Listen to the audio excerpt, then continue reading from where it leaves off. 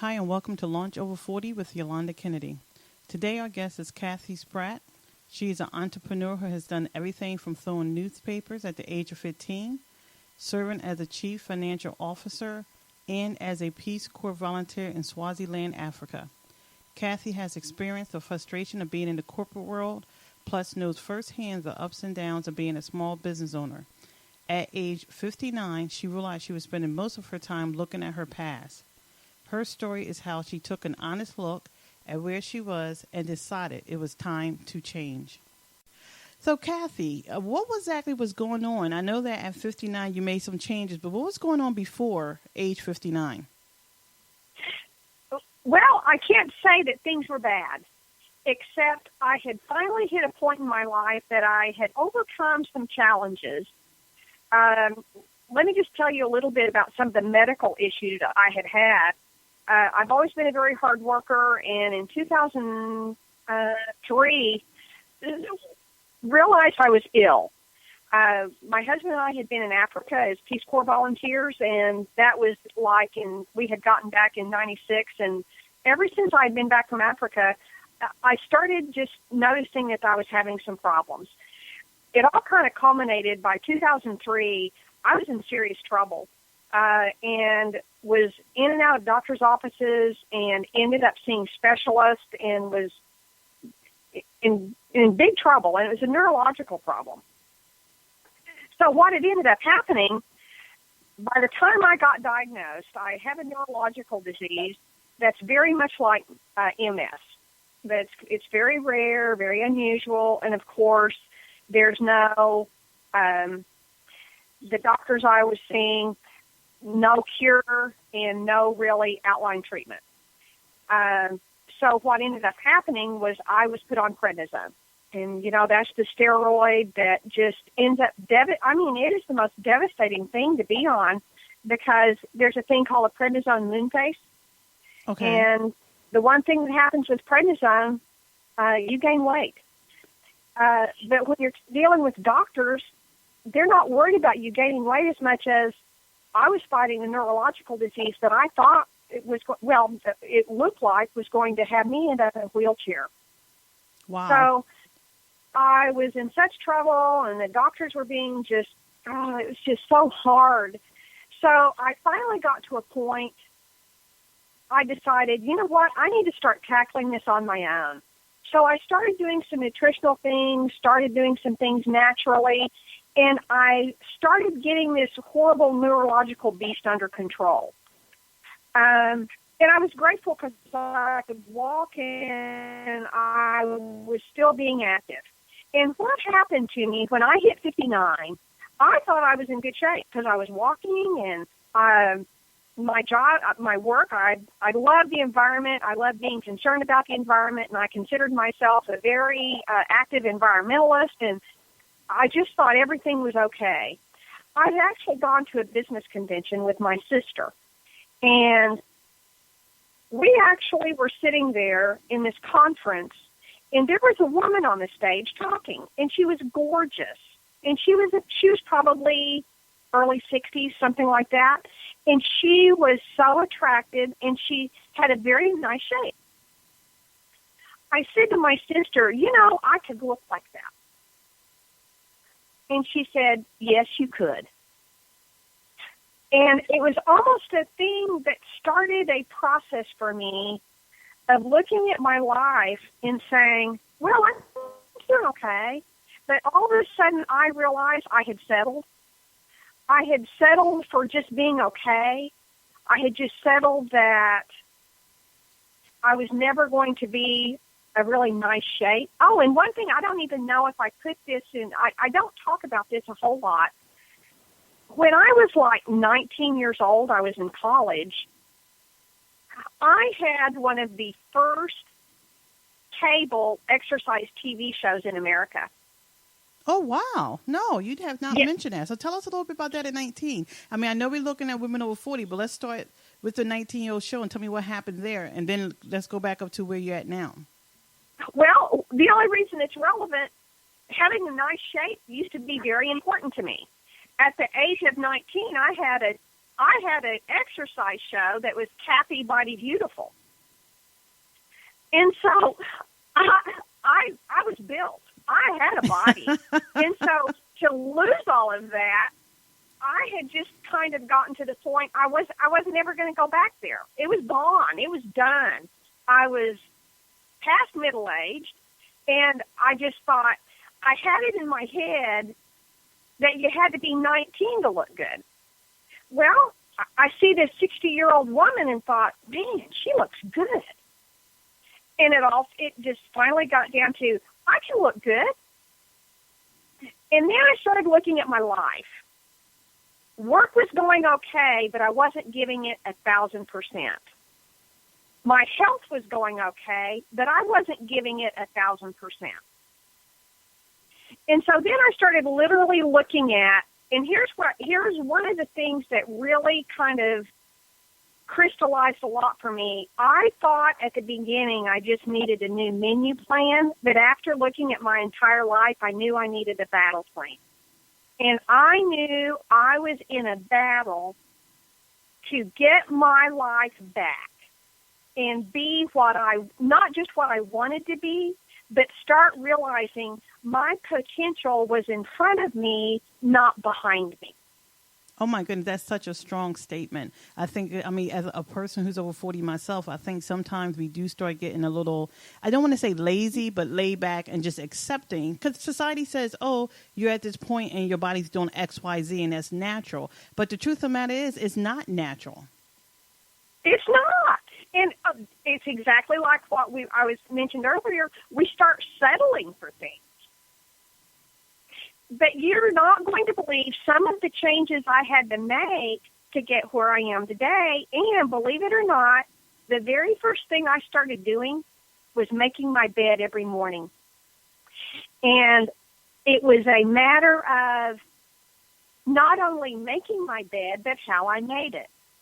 How many times I would get up in the morning and I would even buy a comforter because it's so easy to just throw that comforter on, you just kind of make your bed. Right, throw it on top and tuck it, and it's kind of done. I literally made the concerted effort that I would make the bed and place the pillows just like you would at a high-end hotel. And how did that make you feel, Kathy? Well, what an amazing transformation. I started taking pride in making my bed. And knowing you wasn't going to get back in there. I realized there's a lot of things I was doing in my life that I was not doing it in a manner that I was taking pride in what I was doing. And it also made sure you wasn't going to get back in that bed later on today or the next day. That's the truth. And one of the things my husband talked about, going back into the bedroom to go to bed at night, it was such a different thing. It was like going into a beautiful spa hotel. I even got to the point I got I can't remember a bed tray. You know how you can, like a bed tray, you will sit with have dishes or something on it? Oh, yes. I got a bed tray that has a teapot on it. Because some nights when I want to go in and read or something, I started taking pride in how I did everything. If I was going to make myself a cup of tea, quit doing it in a 99-cent mug in the microwave. I put a teapot on the stove, and I heat my water, and I steep some tea. So basically, you started enjoying the process of things you was doing. Instead of just doing it and moving on to something else, you start enjoying the process. Very well said. Yes, that's exactly what I was doing, because I had made my life so busy and so goal-oriented, I forgot about the journey. Wow. So let's take it from what I was doing that really did make the difference, because I tell you, I've lost 60 pounds. I went from a size 22 dress to a size 8. So exactly what was the pivotal moment that was the catalyst for you to decide to change? I mean, what was that pivotal moment when you knew this is day one and you had to start moving forward? I'm at a business convention. My sister and I, we had gone back up to the hotel room, and you're not going to believe what we did. What? I mean, it was the scariest thing in my life.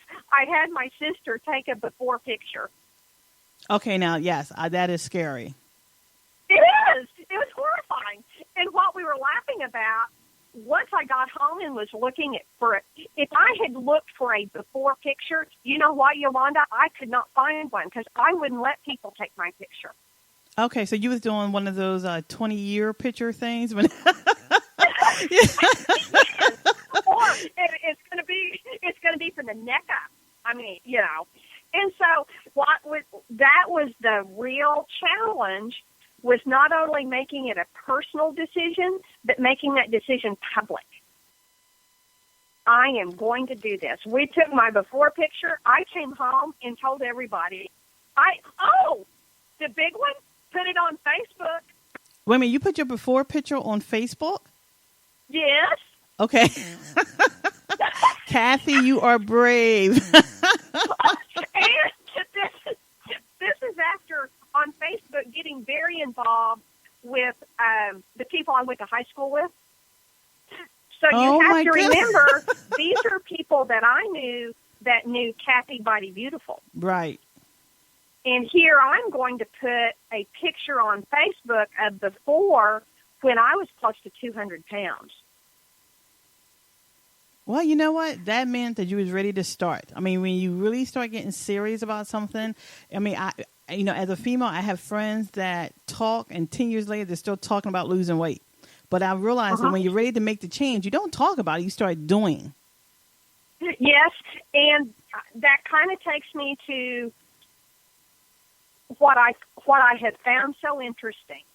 Most of the people that, quote, need to lose weight, it's not a question of losing weight. It's a question of getting control of your life. Yes. I agree.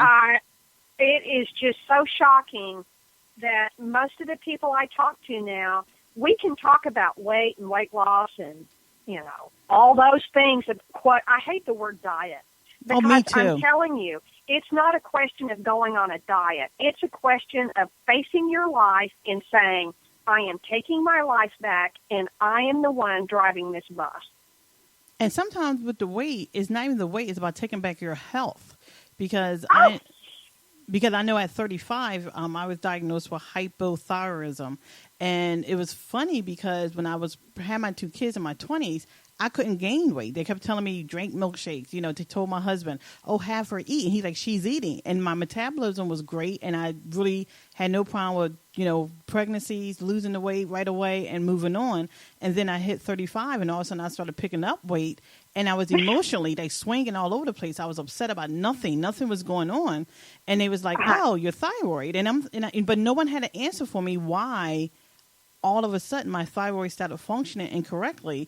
And really a lot of it was what I was eating. And I wasn't eating fast food, but a lot of it was the fact that there's so many things put in our food sources now that is affecting our bodies. Well, and that is one thing that I love, that I come from a background of being so interested in the environment, because I'm challenging people every day now that it is not even a question now of saying, just eat a good diet. We have to become so much more aware of our food sources, and not only the contamination, but the lack of nutrients. I come from all of my relatives are from Walnut Ridge, Arkansas, and are farmers. We discuss at length. We have no minerals left in our soil. And our food supply is not picking up. It is just so sad that not only are we not facing some of the problems and issues that we have with our food sources, and don't get me started on organic and all that stuff, because people want to stay so informed about so many things, and then when it comes to their food, they don't look at it. They don't look at the big picture. And I'm not saying that people have to become these vegan, yada, yada. You just really need to know, where's your food coming from, who's raising it, what's happening to it, and especially our meat sources. Our meat sources have become so convoluted and full of antibiotics. I just don't understand why people don't look at all the health issues